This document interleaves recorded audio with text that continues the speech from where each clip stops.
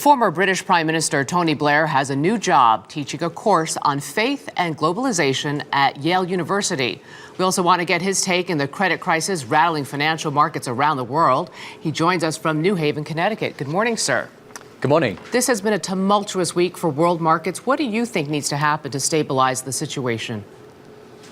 I think there are two things, really. There's, first of all, taking the immediate action necessary to restore confidence and to stabilize. And I think what Hank Paulson and the Federal Reserve are doing are basically the right strategy to do that, which is to say we're going to put the whole weight of the state and government behind making sure the situation has some confidence and stability restored in it. But then secondly, obviously, we've got to look at the longer term lessons of this and what measures are necessary in order to make sure that this type of situation does not recur and that we provide that long-term stability that is going to be necessary to provide ordinary people with the confidence that their economy is sound.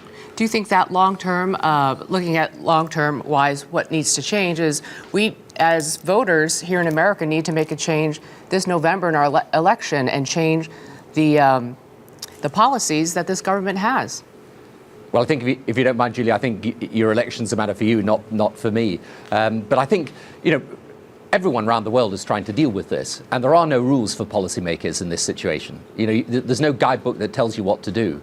Now, I think the measures that have been taken over these past couple of days are essentially the right measures. They seem to me to be sensible, because what is being said to the markets is you can test the system as much as you like, but the full power of government is going to stand behind the system.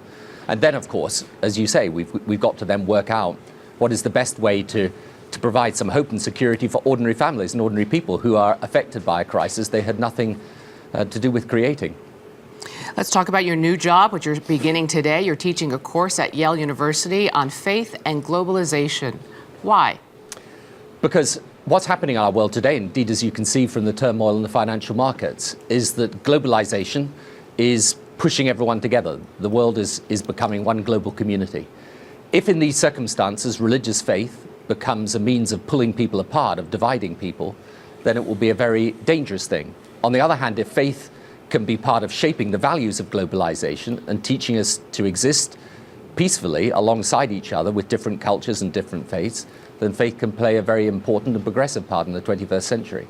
So we're exploring all these issues with the students here.